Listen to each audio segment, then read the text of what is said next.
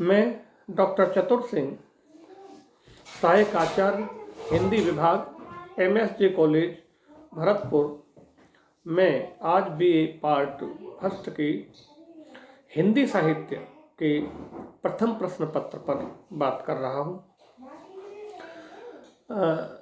BA part प्रथम के हिंदी साहित्य के प्रथम प्रश्न पत्र में जो प्राचीन और मध्यकालीन काव्य है वो पाठ्यक्रम में निर्धारित किया गया है। इसमें जायसी रचित पद्मावत से नागमती संदेश खंड है और नागमती संदेश खंड में जो छंद हैं, जो उसकी विषय वस्तु है, उसका मैं भावार्थ सबसे पहले प्रस्तुत कर रहा हूँ विद्यार्थियों के समक्ष। उसके बाद कवि के जीवन परिचय और कवि के जो कृतित्व है उस कृतित्व पर, काव्य सौंदर्य आदि पर बात करेंगे।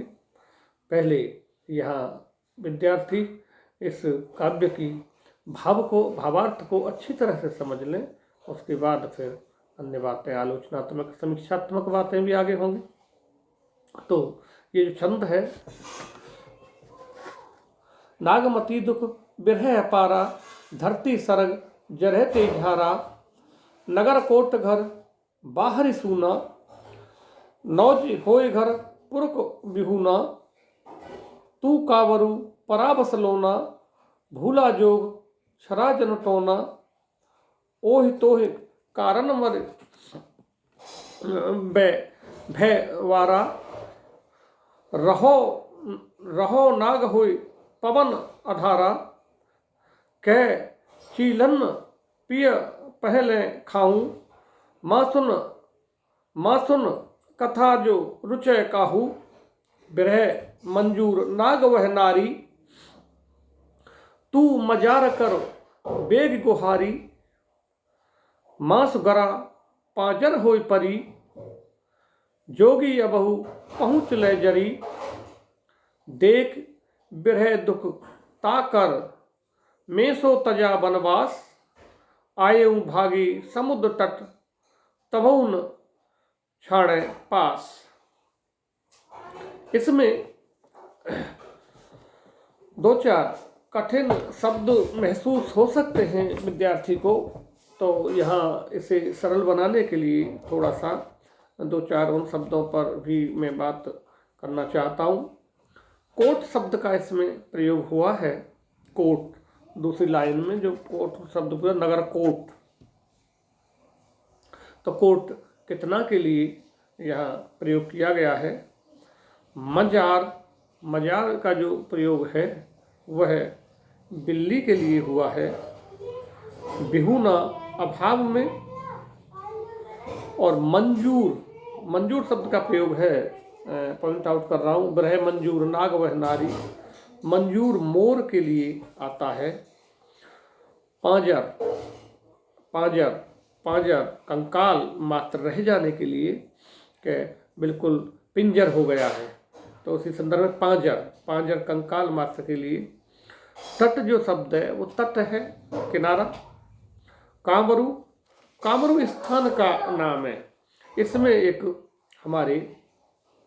एक छोटी सी अवान्तर कथा भी आई है, तो वहाँ कामरूप का स्थान का प्रयोग है। कामरूप का जो स्थान है वो लौना के नाम से एक महिला थी, बड़े तांत्रिक, उसके संदर्भ में आया है, वो कथा आई है। रत्नसेन की माता के उपरांत उसकी पत्नी नागमती की ब्रह्मवस्था के दुखों का वर्णन करते हुए वह पंक्ति कह रहा है।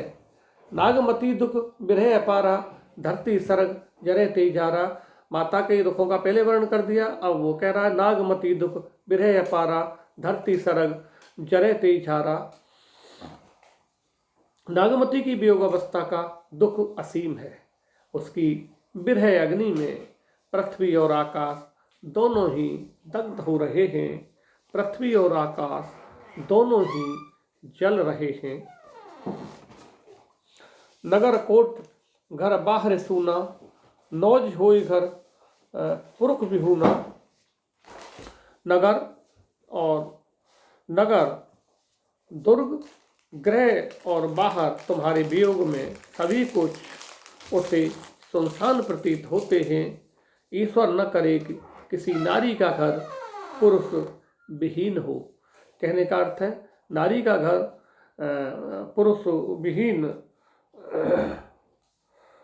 विहीन होने में वो कह सकते हैं कि जिसका पति विदेश गमन कर जाए या पति की मृत्यु हो जाए या पति किन्हीं कारणों से घर से बाहर चला जाए, उस संदर्भ में बात हो रही है।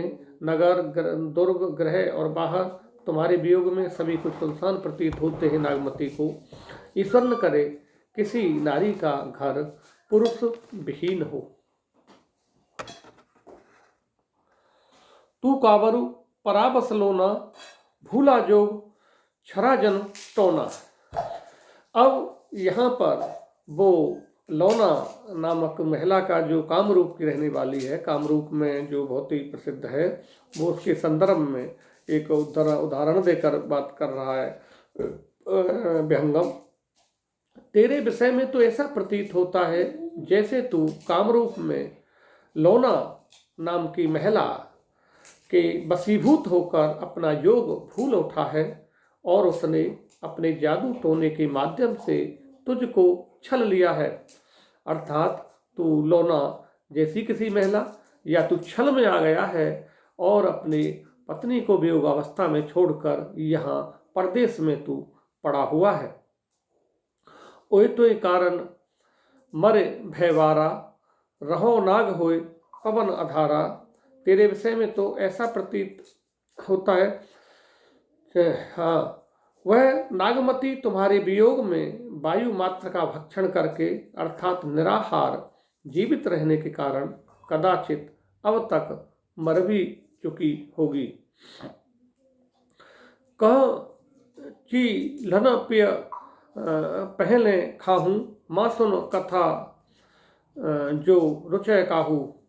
वह चीलों से कातर स्वर में कहती रहती है कि तुम मुझको प्रियतम के समीप ले जाकर खा डालो, किंतु उसके शरीर में मांस ही शेष नहीं बचा है जिससे उसको भक्षण करना किसी को भी रुचकर नहीं लगेगा।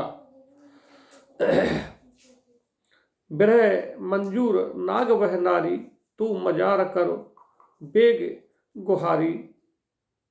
विरह रूपी मोर उस नारी रूपी नाग को खाना चाहता है, तो बिल्ली के रूप में जाकर उसकी रक्षा कर।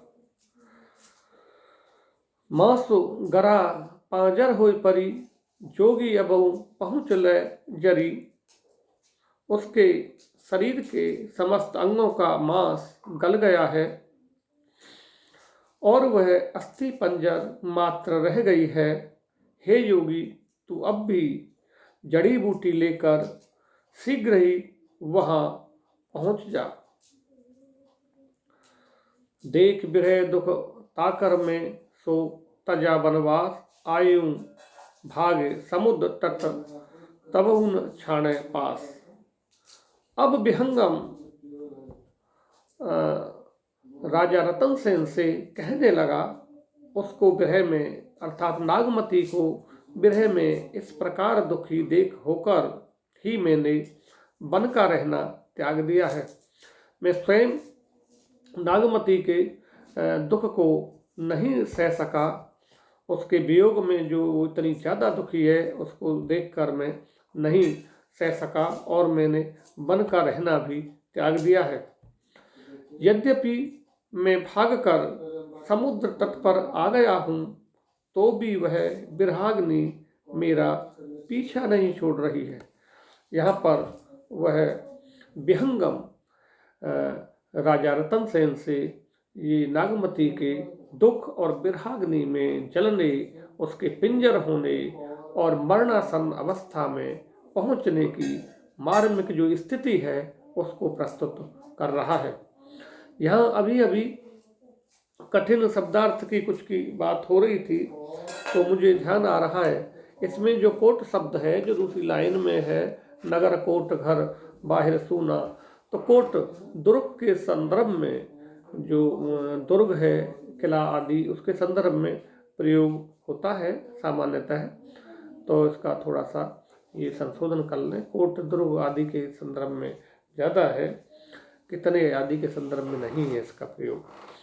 तो यहाँ में आज इस जो छंद है इसमें रूपक अलंकार का प्रयोग हुआ है। और आज के इस वीडियो में मैं यहीं तक काव्यांशों को और उनके भावार्थों को प्रस्तुत कर रहा हूँ। आगे अगले वीडियो में अगले काव्यांश या पद्यांश को देकर उसकी व्याख्या प्रस्तुत करूँगा। क्रमशः धन्यवाद।